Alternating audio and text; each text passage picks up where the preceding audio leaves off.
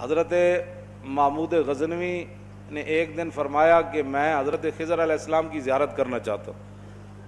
ایک غریب آدمی کھڑا ہوا, وہ کہنے لگا میں آپ کو زیارت کرا دیتا ہوں, لیکن ایک شرط ہے, میں غریب ہوں, 6 مہینے کا خرچہ میں آپ کو دینا ہوگا میرے بچوں کا. اس نے کہا ٹھیک ہے. 6 مہینے کے بعد محمود غزنوی نے اس کو بلایا. ہاں جی, خضر علیہ السلام کی ملاقات کا کوئی وظیفہ مکمل ہوا؟ اس نے کہا جی کچھ وظیفے الٹ ہو گئے, 6 مہینے اور چاہیے. اس نے کہا ٹھیک ہے. سال کے بعد اس کو پھر حضرت محمود غزنوی بلایا.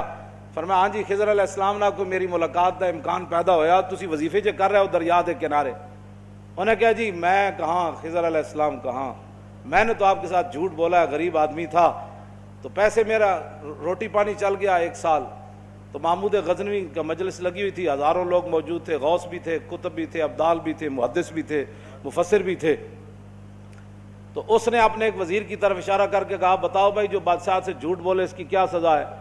وہ وزیر کہنے لگا کہ اس کو قتل کر دیا جائے. محمود غزنوی کے مجلس میں ایک نورانی چہرے والے بزرگ بیٹھے تھے, انہوں نے کہا بادشاہ سلامت, اس نے بالکل ٹھیک کہا.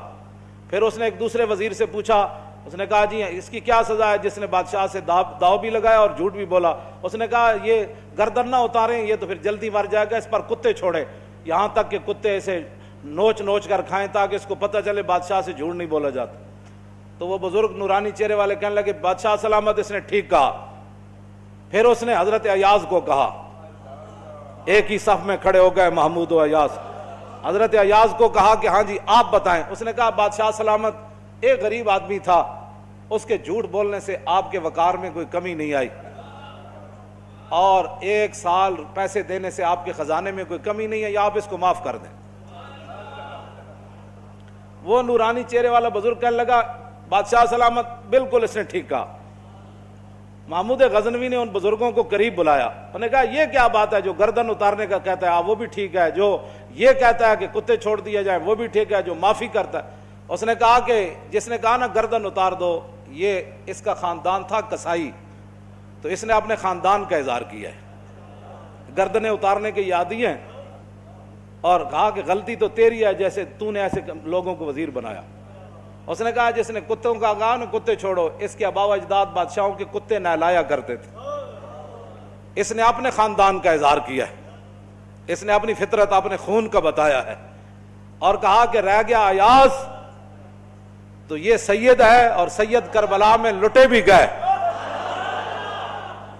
تو اف نہیں کی, اپنا سودا بیچ کر بازار سونا کر گئے, کون سی بستی بسائی تاجران آل بیت. کیوں جی یہ سید ہے.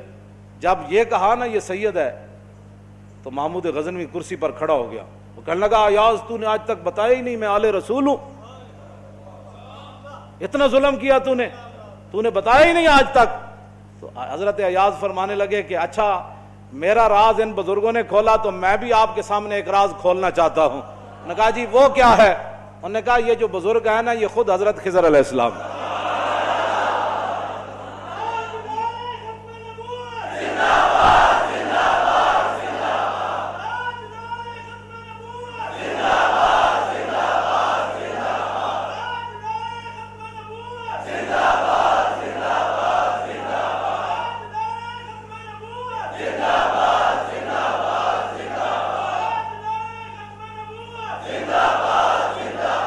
توجہ بھائی توجہ, آپ اور ہم خوش نصیب ہیں کہ ہم اپنے خون کا اظہار کر رہے ہیں. ہمارے آباء و اجداد نے صدقے یا رسول اللہ کے نعرے لگائے, ہمارے بڑوں نے حضور سے محبت کی, حضور کی ختم نبوت پر پہرے دیے, تو ہم اپنے خاندان کا اظہار کر رہے ہیں. اور جن لوگوں کو یہ مسئلہ نہیں سمجھ آ رہا ہے وہ اپنے خاندان کا اظہار کر